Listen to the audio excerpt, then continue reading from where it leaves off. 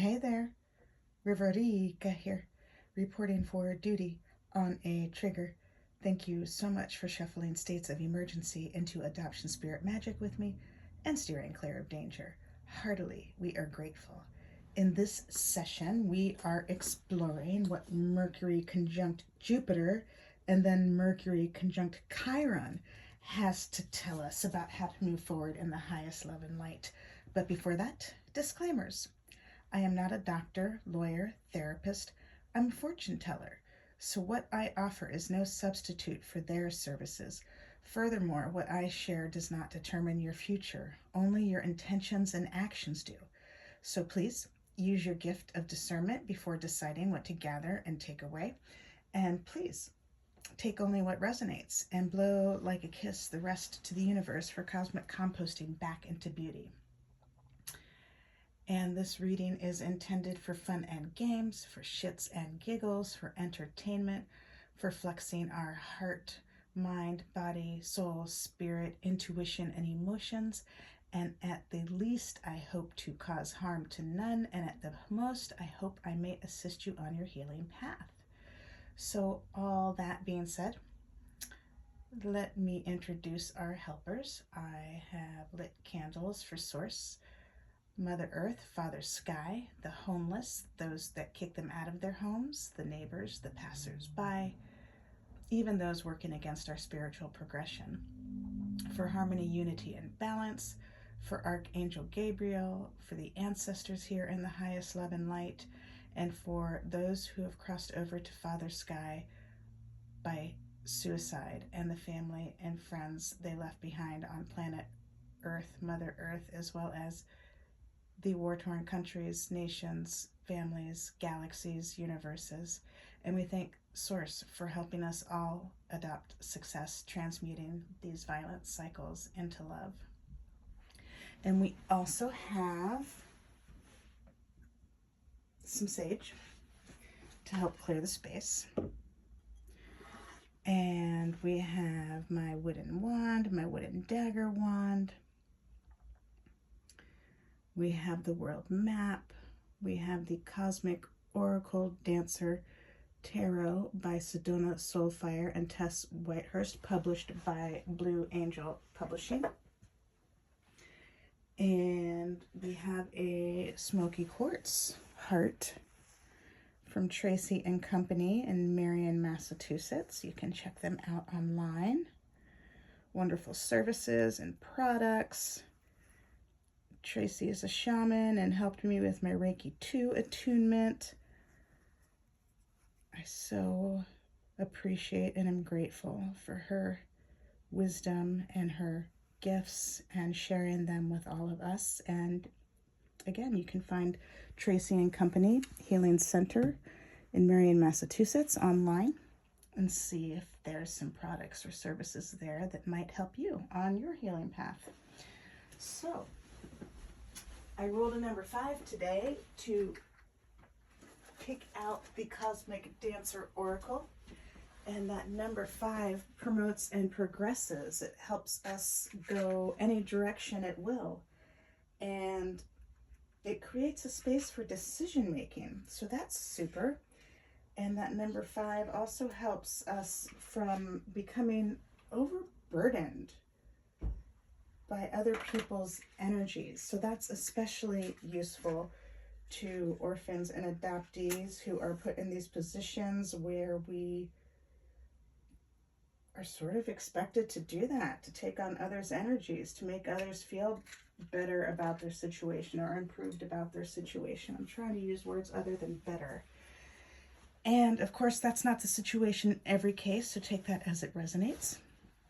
And let's clear the space. And thank you for holding the intention of love, and only love we shall see. Heartily, I am grateful. Thank you for helping us clear all the hate, the intolerance, violence, unwelcomes, interference, obstructions, streaming in grace to replace. Heartily, I'm grateful. Heartily, we are grateful.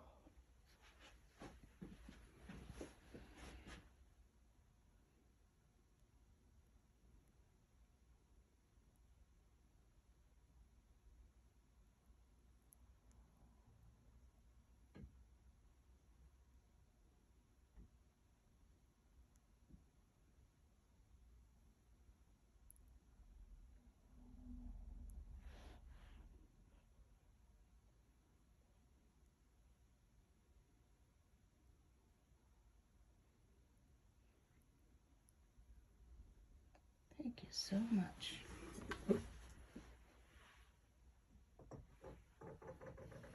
And so we are exploring what Mercury conjunct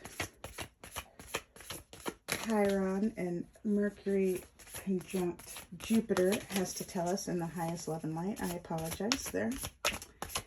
And you are a whole, full, loving, powerful, spiritual being, and so am I. And we thank your source, spirit, team, angels, galaxy guides, ancestors, saints, sages, gods, goddesses, universes here in the highest love and light, as well as mine. And we thank source, my source, and your source for immediately shifting the situation into what it needs to be, offering necessary insights, healings, acts of grace, protection. Heartily, we are grateful. And so it was, and so it was, and so it was, and so it was, and so it was. Thank you for making this reading abundantly clear about what Mercury conjunct Jupiter and then conjunct Chiron has to tell us. And quadruple check me. Could be conjunct Chiron first. I think it's an Aries. Then we have two cards that fell out. And adorn the temple is on the bottom. So let's see. That's funny. I love it. We have 5, surrender and trust. Sorry, 2, surrender and trust. And 5, take the lead. I was laughing in my heart about the 5 again because we rolled the 5 to get this deck. So 5 was on top, take the lead. And surrender and trust. And it's beautiful. We had 2 cards flip out.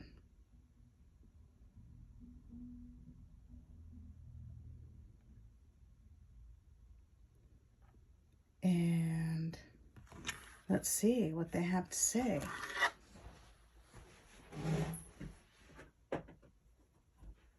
Getting my card holder.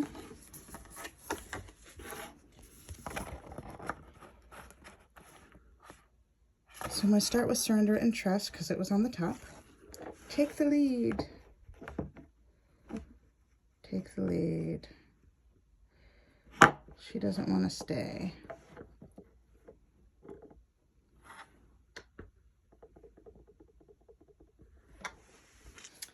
And that beautiful card with purple figures making me think of the crown chakra, our connection to the universe and the stars around it. That hope springs eternal. Not to hide in hope, but to allow it to help us rest. Not to try to avoid or detach, but to help us along our healing path. So this number 5 says, now is the time to clarify your vision and move forward with decisive action. Proudly present your project, purpose, or mission to the world with unwavering courage, and don't diminish or apologize for it in any way.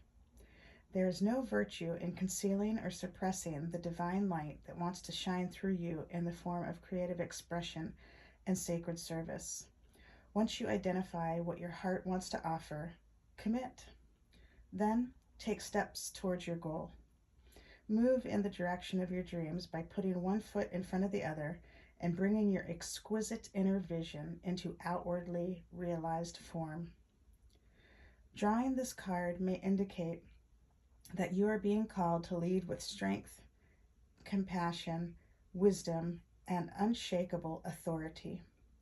When you realize that your leadership holds the form, structure, and space that allows people and conditions to flourish, you can lead others without the fear that you will be selfish or bossy. A wise leader is like the hub of a wheel that makes it possible for all the spokes to do their part in keeping things rolling in the right direction. You already have everything you need to be such a leader. You are a natural at sensing the needs of the collective, guiding and directing energy, seeing the big picture, coming up with mutually beneficial solutions, and making necessary adjustments along the way. Whether you are becoming the master of your own life, stepping into a leadership role, or both, you will bring about the best outcome and experience for all concerned. Remember to ask for divine support and to follow the guidance you receive. The best leaders humbly ask for universal wisdom to flow to them and through them, and fearlessly go where their intuition leads. Accept and embrace your natural talents, abilities, and strengths, and also take time to acquire the skills, knowledge, and mastery that will benefit your mission and purpose. Don't feel you need to rush, but don't procrastinate or get mired in the details either. Be honest with yourself about how much preparation and planning you need, and then commit to moving towards your vision at a steady and sustainable pace.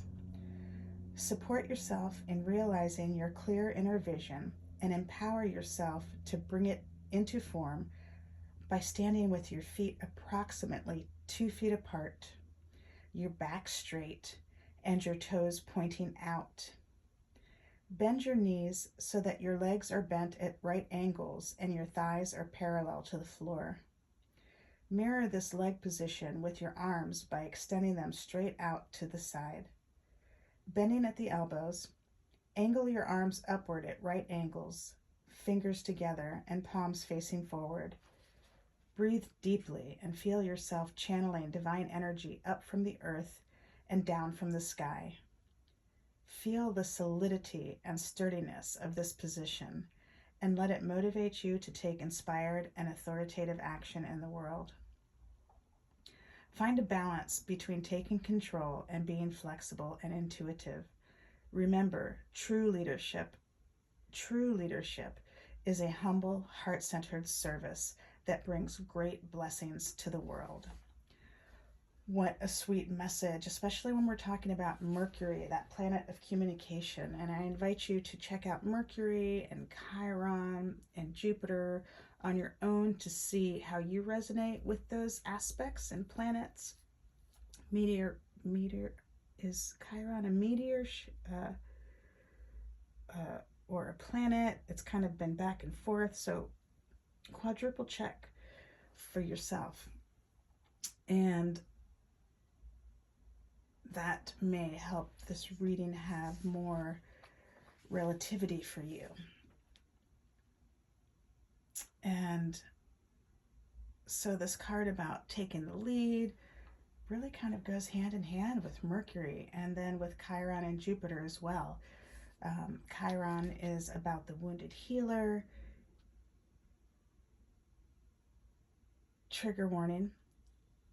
Chiron, it's not funny. Chiron was abandoned as a babe by his families, and so that was an emotional wound that troubled him deeply, and then he began healing and he became such that people all over wanted healing from Chiron, and so he was able to turn it around. And then he got a physical wound and ended up as the constellation Sagittarius. So we can relate that to bits and pieces of our own stories. We all have some emotional wound and physical wounds, some more than others. Of course, this doesn't resonate for everybody, so take it as it resonates. But just everything that was required to overcome those things and turn them into something that helped us instead of hindered us. So congratulations for doing all that work. It is not for the faint of heart, to say the least, right? Those of you who have been through it, you know. And so now it's time to step up and really take the lead and trust yourself. And that's part of what this age of Aquarius is about, how you can step in and help out, Help out the group by just contributing your beauty and essence and gifts that's different than what anyone else on the planet has to offer. That's super special. So you can lean into that. And this action that we're talking about, I do believe, is happening on the 27th of March, 2023, maybe the 26th, maybe the 28th. So quadruple check me. And these aspects sometimes stay with us for a couple days before or after. Sometimes some people feel it even sooner than that. So trust what you're feeling and where you're at. And so number 2, surrender and trust. And number 2 is that number about pairing and duality and establishing healthy relationships. And the number 2 helps us partner up with others without giving away our power or putting others before us, which is super special, especially for orphans and adoptees who have been in positions where they didn't have much of a say over the social contracts and to which they were brought into. And so often those social contracts were more about the people adopting than the orphan or adoptee. Not to point fingers or call out right or wrong, just trying to express the reality of those social contracts and what the orphan and adoptee experience, and honoring what we all have gone through, orphans and adoptees, to get to a position where we can have an equitable relationship, that we have learned what that looks like and how that plays out, and implementing that into our life, integrating that into our life. So this too, surrender and trust. You can see it's a very powerful picture. She's levitating. She's tapped into her heart and the universe and the stars. And she's also aware of that earth beneath her. So the surrender and trust says, it is as if a strong current of rushing white water surrounds you, pushing you forward, while you cling desperately to a jutting rock along the river's edge. And yet, if you were to trust the universe enough to let go, you would swirl and slide joyfully along your most ideal path. Even though you may not know precisely how this path will look, if you consult with your deepest inner knowing, you will realize this current cannot fail to propel you where your heart wants to go. To the ocean, which is the metaphor for your alignment with your divine source. The planets, too, know this perfect dance of surrendered harmony. You are now being called to open your heart to the music of the heavenly realm. Release resistance and tension, and let the divine be your dance partner and take the lead. Even though the unknown can be frightening, and aspects of this situation may feel unsafe, know that you are being invited to embody your truest and highest potential.